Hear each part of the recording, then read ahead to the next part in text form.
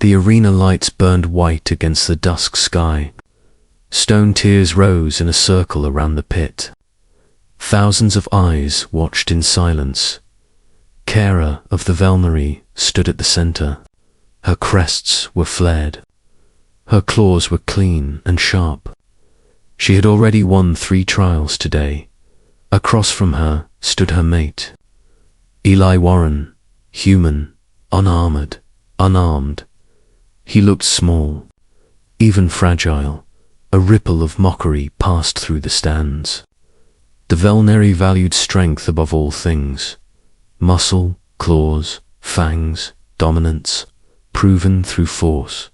Humans had none of that. Not to Velnary eyes. Kara felt the weight of every stare. She had chosen him, claimed him, bonded her life to his, and now they were here. The trial of union allowed no mercy. If one mate failed the trial, then the bond was broken, sometimes by law, sometimes by blood. Kara shifted her stance. She wanted to stand in front of Eli, protect him, shield him. She could not. The rules forbade it.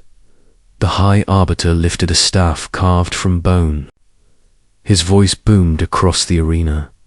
The human mate has no weapons. The human mate has no natural defenses. The human mate may surrender. Eli did not move. He stood with his hands at his sides. His breathing was calm. Kara glanced at him. Her inner crests flickered with fear. He met her gaze. He smiled. It was a small smile, gentle, steady. "I am here," he said softly. The Arbiter snorted. "Begin." The pit floor split open. Metal groaned. A shape rose from below. A trial beast, engineered muscle and bone, 4 meters tall. Layered hide, twin scythe arms, eyes that burned with artificial hunger. The crowd roared. Kara's instincts screamed. She launched forward. The Arbiter slammed his staff. Energy flared. A barrier snapped into place. Kara struck it with both claws. Pain shot through her arms. "Stay," the Arbiter warned. "Let the human prove his worth." Eli stepped forward. The beast lunged. It was fast. Faster than any natural predator. Eli moved. He did not run. He did not dodge wildly. He watched. At the last moment, he stepped aside. The scythe arm missed him by a breath. Stone exploded where he had stood. Gasps rippled through the arena. Eli turned. He grabbed a loose metal rod torn from the floor. The beast spun. Its second arm came down. Eli rolled. The rod bent as the strike clipped it. He lost the weapon. Kara's heart pounded. Her claws dug into the barrier. The beast cornered him. It roared. Eli stood still, too still. The crowd laughed. He has. Frozen. Fear claimed him. It ends now. The beast raised both arms. Eli spoke. "Stop." The word was calm, clear, sharp. The beast hesitated. Confusion flickered in its eyes. The crowd went quiet. Eli straightened. He raised his head. "I surrender nothing," he said. "I have been powerless my whole life by your standards." The Arbiter sneered. "Words do not kill beasts." "No," Eli said, "but truth does." He tapped the side of his neck. A faint blue light shimmered. Kara's crest snapped upright. She felt it then. The hum, the energy, human tech, forbidden tech. The air shifted. Pressure built. Eli's voice carried across the arena. "You think strength is muscle. You think power is domination. You think humans survived because we were lucky." He looked at the Beast, that is the lie. The light flared, the beast screamed. Its movement slowed. Its limbs trembled. Kara stared in shock. Eli had done nothing visible. No weapon, no strike.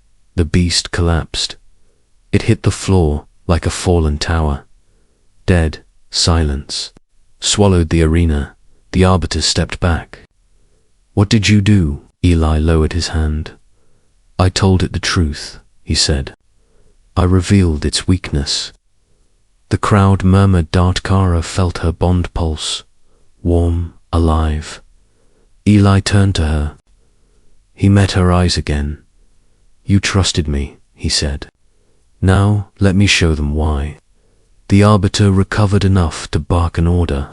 Explain. Eli faced the stands. Humans are fragile, he said. Our bones break. Our skin tears. Our muscles fail. He paused. So we learned. Images projected into the air. Human cities. Human ships.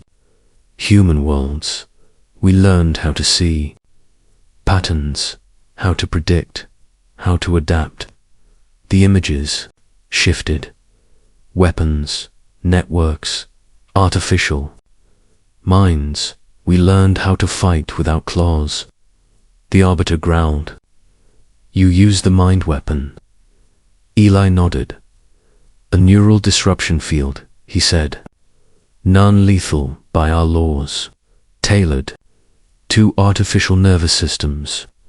He looked at the fallen beast. This one was built by humans. Shock rippled through the stands. Kara felt dizzy. You created the trial beasts, the arbiter said.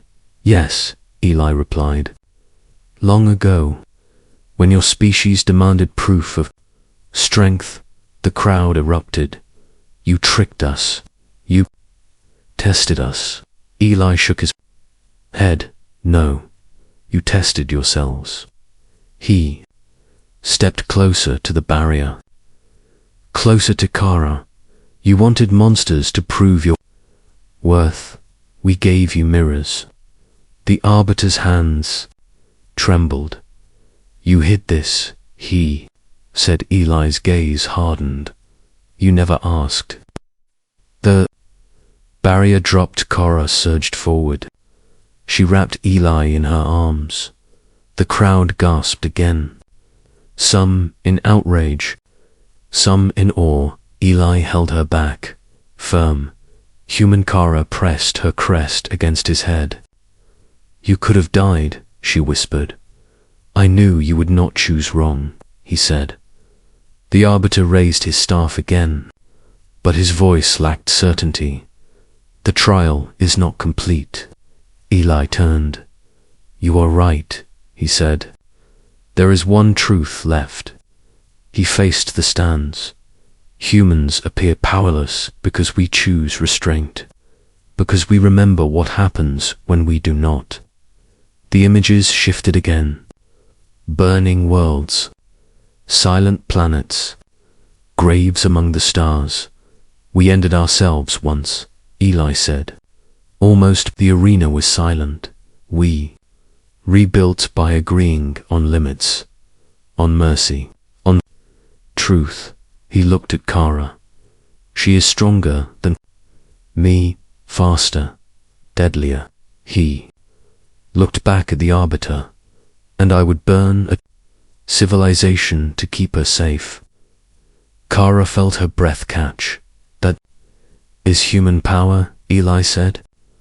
Choice. The arbiter lowered his staff. The law was clear. The trial had been won. The crowd rose slowly, not in cheers. In respect, Kara stood tall, her mate at her side. Later that night, they stood on a balcony overlooking the city. Stars burned above them. You never told me, Kara said. Eli smiled again. That same gentle smile. You never needed to know, he said. You loved me when I was powerless. She touched his chest, And now he placed his hand over hers. Now they know the truth, he said, and nothing changes between us. Kara looked out at the stars. She believed him, because real power did not need to roar. It waited, and when unleashed, it chose who to protect.